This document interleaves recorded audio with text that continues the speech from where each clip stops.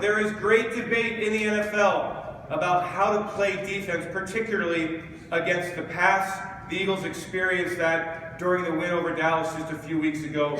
Here is what we learned.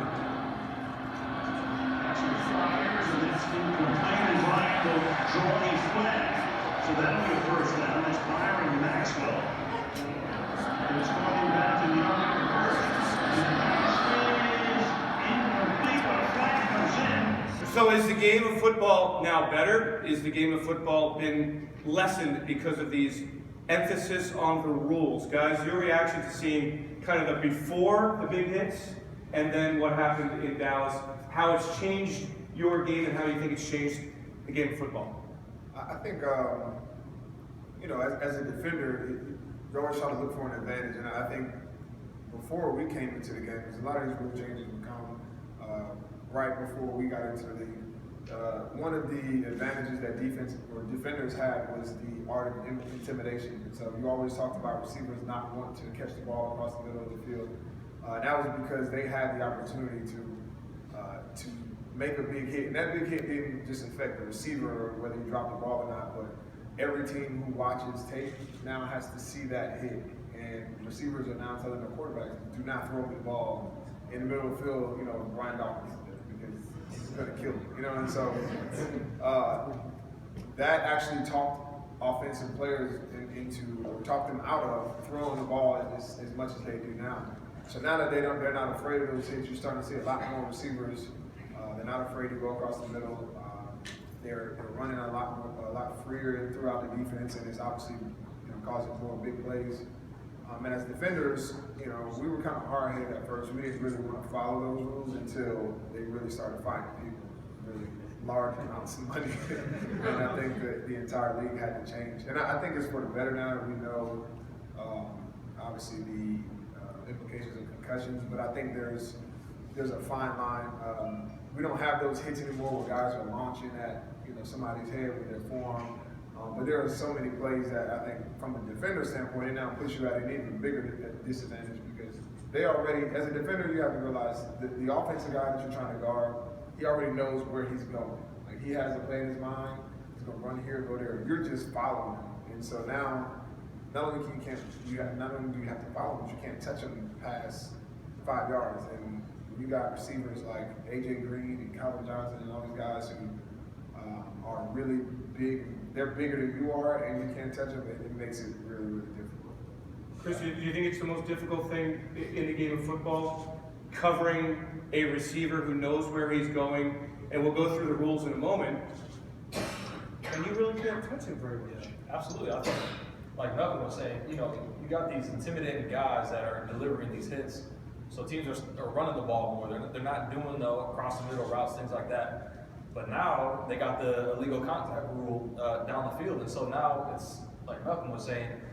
First it was hitting guys, then they were running the ball. Now this illegal contact, the way that they're calling it, they're more apt to throw the ball because they know that even if it's not complete, they might get a first down just based on a pass interference or an illegal contact on the field where a guy just puts his hand on somebody. And so you're starting to see, you know, a lot of situations, and even these receivers too, the more they beg for it, man, these guys are crybabies out there. They're getting calls too, you know, it's crazy. So it's difficult. It's difficult to play defense. You're playing against world-class athletes. And yeah, I mean, the way that they're calling the game is really swayed toward the offense. That's a good point. You said, like, I know I talked to Drew Brees a lot, and I know one of his philosophies when we talk about throwing the ball deep down the field, if he felt like the defender didn't have really good ball skills, he would throw it up no matter what, because in his mind, he's betting on his receiver's going to catch it, it's going to be incomplete, or he's going to get pass interference. Because he doesn't believe, if he doesn't think that guy is good at catching the ball, he'll just throw it up knowing that it's not going to be an interception and he has nothing to lose. The worst case scenario will be incomplete. And as a defender, you know, that's tough, especially if you can't catch the ball. Why did you become defenders, guys? Why were you sick of taking the blows early in your life? Was it something in college where the decision was made for you? I played receiver in DB in high school, and Ohio State signed me as a DB, so play DB. Okay, Chris? I was a wide receiver, and then one day I looked and I was like, man, I'm a short white guy. I don't know if I should be playing receiver. But I was always real aggressive and fast, so they were like, you can hit and play DB. So I was like, all right, let's do it. All right. Let's talk about the rules. We've got some definitions of penalties for you. I'll get your reaction from these as well. But you really can't do very much. I just saw a bunch of no contact. That's all I heard. That is the official rule. So what are you taught to do at the line of scrimmage within that 5 yards? So I think, offense is all about timing and spacing, and every defender, especially DBs, it's all about throwing off that timing and spacing. That's why everybody likes bump and run coverage, because essentially what you're doing is you're making this receiver take a little bit longer to get to his spot, and then the timing's off, you get tip passes, overthrows, all that stuff. And what this rule does is your bump and run is less with your hands. You used to see like back in the day, like right off the snap, guys are getting clotheslined or just getting jacked right in the chest and all that stuff. But you can't really do that now, because if you do miss or he gets outside the frame of your body, basically you can't touch him. And that's what all the rule says. If your arms are extended and causing restriction. So basically if your arms aren't here, they're anywhere outside of your body is going to be holding or illegal contact. And that, from a defender standpoint, now all of your technique goes to your feet. Because now it's basically basketball. They tell you to kind of keep your body in front of them. If your feet are beat, then you're beat. And so now, I know Corey Underland, our DB coach, when he got here this past spring, all he wanted to coach was our feet and our lateral movement on the line of scrimmage, because that would allow us, if we can stay in front of them, to put our hands on them legally without getting these holding calls. And where are your target points with your hands? Where do you want to be? Inside the shoulder pads? Yeah, absolutely. I think, right around the chest, the belt range, somewhere in there. I think a lot of times when you start getting higher, you slip off a guy, he might duck his shoulder on a release or something, you might whiff, things like that. So I think the more you can stay compact, kind of within the tight zone, but like Malcolm said, it comes down to now just all being about having good feet and really just staying lateral, like he was saying. If you can stay lateral and make that guy run the hump, on you, and just not let him have clean releases straight down the field, like I said, it's going to disrupt the time of the quarterback, and the guy's not going to be able to get into his route the way he wants to and have the speed in his route that he really was trying to get. Careers, guys, whether it was college or whatever, or in the NFL, did this become such a rule, something that you really had to back off from? So I'm sure it took a lot of change in your approach. Yeah, so in the college does not have this rule, or they did when I was in college. And so I remember I'm 20 yards down the field, as long as the ball's not in the air, I'm pushing the receiver all over the place. But this illegal contact has been in the league for a long time, since I've gotten here, so it's nothing new.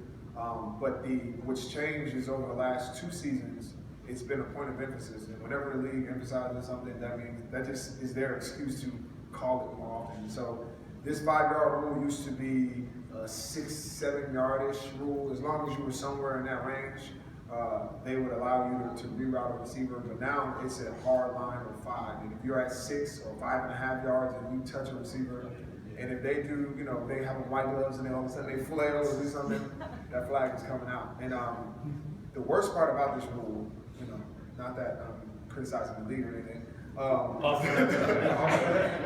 but the worst part about the rule, I think, is that it's an automatic first down. And so it's a 5-yard penalty for illegal contact. So it can be 3rd and 25. Illegal contact, you bump a guy at 5.5 yards, they throw it all the way to the other side of the field, it's incomplete. It's going to be a 5-yard penalty and then an automatic first down. And I just think the punishment for the foul is probably a little excessive. Rule number 3. Good one. You guys, you're on this one first. What's the difference between defensive holding and 5 yards down the field?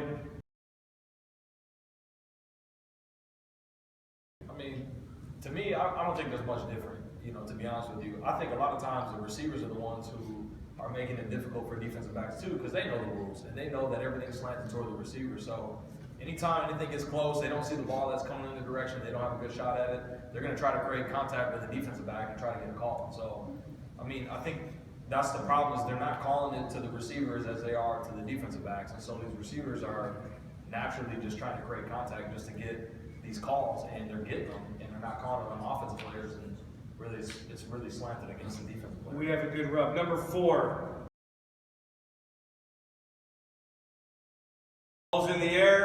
pass interference by either team when any act by a player more than 1 yard beyond the line of scrimmage significantly hinders an eligible player, defensive back or receiver's opportunity to catch the ball. So, we have gone through the rules. We have heard Malcolm and Chris talk about how difficult it is to play defensive back in the NFL.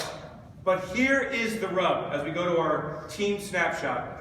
Players who are on the defensive side of the football are so much more athletic, are so much more able to adapt, that when you look at the numbers, you see that it's not called that much more than it was prior to, as Malcolm said, the point of emphasis in 2014. These are updated numbers. For example, the Philadelphia Eagles, through 11 games, have 5 pass interference penalties, 10 defensive holding calls, and 3 illegal contact penalties. Those numbers compare, and we look at Dallas's, and we look at the Seattle Seahawks.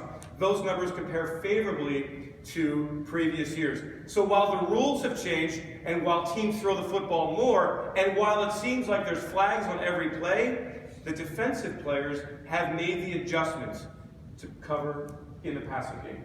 Do you agree with that, guys? Does that surprise you that the numbers aren't higher in terms of penalties called? No, I was actually going to say, I think defense. You see more defensive holding calls, or it feels like more illegal contacts, especially defensive holding, like with the Eagles at least.